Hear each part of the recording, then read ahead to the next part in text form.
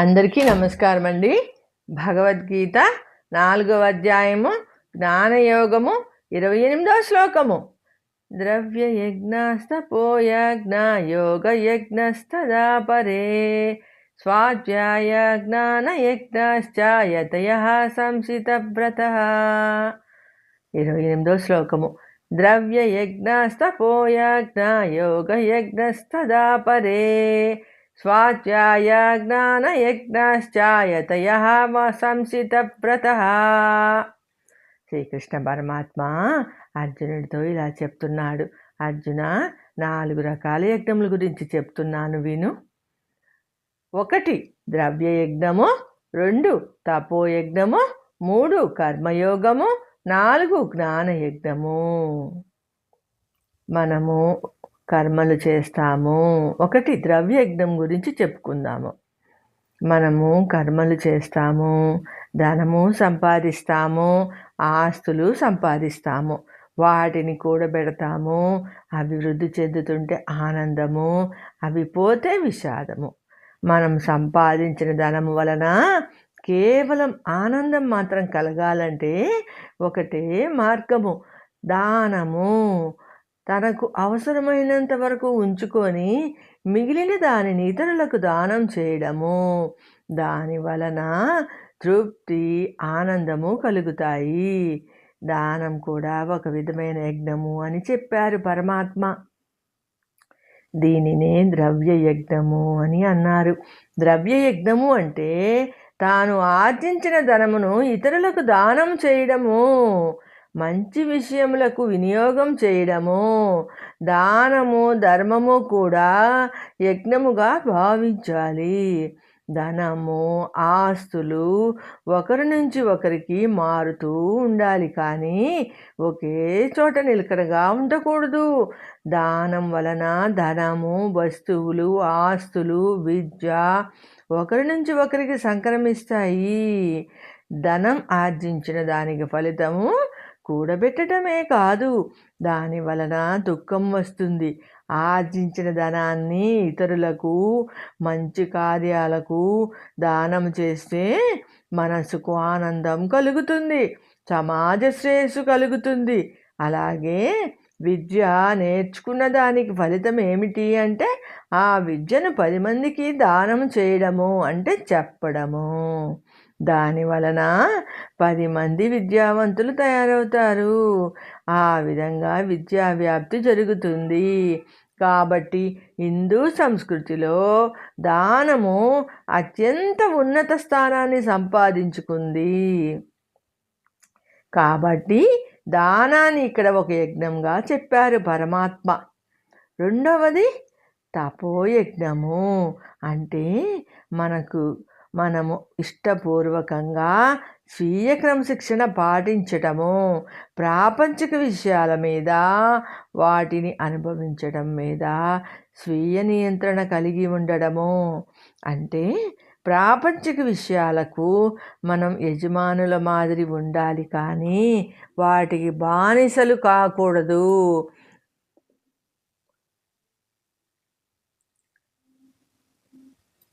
ఉదాహరణకు అయ్యప్ప స్వామి మండల దీక్ష నియమబద్ధంగా పాటిస్తే అది ఈ తపోయజ్ఞం కిందకి వస్తుంది.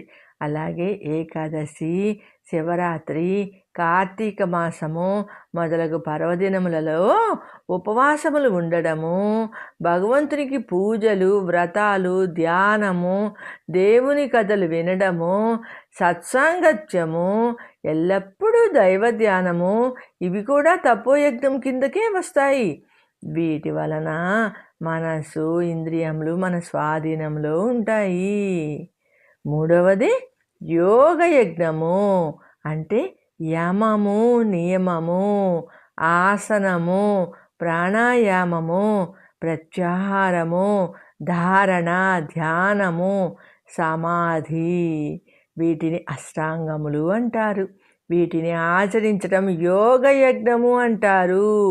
వీటిని ఎక్కువగా యోగులు, సన్యాసులు అవలంబిస్తారు.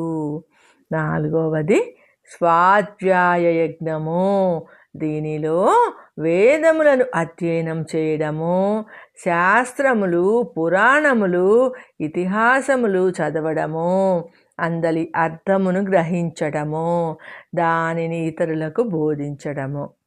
ఇందులో చెప్పబడినది ధర్మములను ఆచరించడము. ఈ పనులన్నీ శ్రద్ధతో, భక్తితో చేయాలి, కానీ ఏదో ప్రచారం కొరకు చేయాలి కాబట్టి చేయడము అనేది చేయకూడదు. దీనిని స్వాధ్యాయ యజ్ఞము అని అంటారు. తర్వాతది జ్ఞానయజ్ఞము, అంటే జ్ఞానమును సంపాదించడము.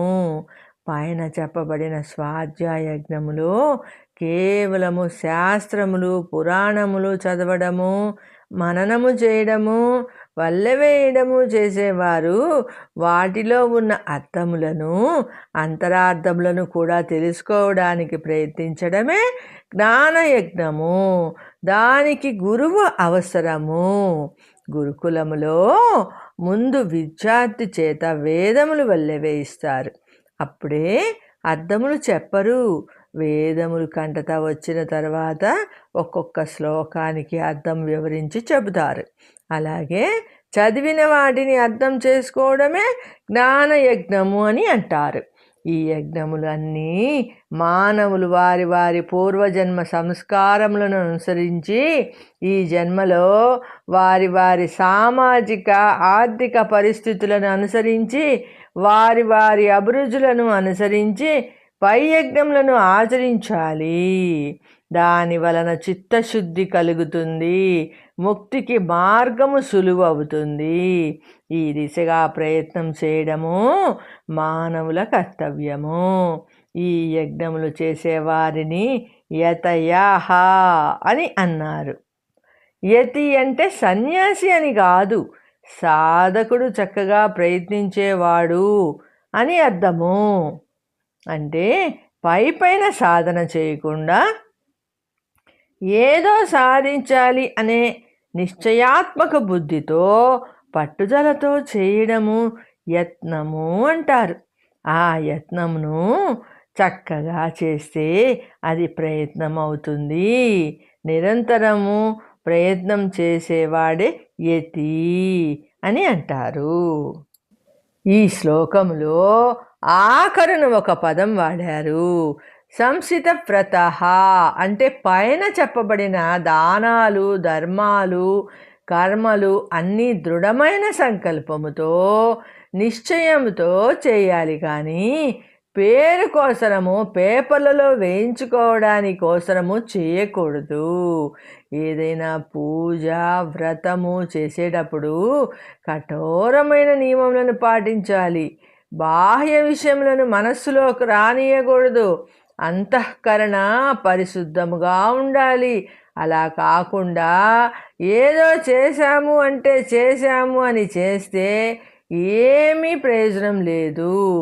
ఇక్కడ దానము, ధర్మము, త్యాగము అంటే కేవలము ధనము, ఆస్తి అని కాదు, ఇష్టమైన విషయములను కూడా త్యాగం చేయవచ్చును. దాని వలన మనస్సు పవిత్రం అవుతుంది. ఏ కార్యం చేసినా భక్తి, శ్రద్ధ, ప్రయత్నము అనేది ముఖ్యమైనది.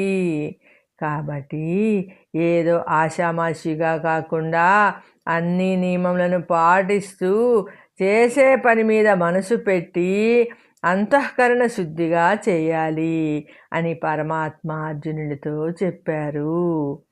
సర్వే జన సుఖినో భవంతు అండి. జై శ్రీమన్నారాయణ. నెక్స్ట్ 29వ శ్లోకంతో కలుసుకుందామండి.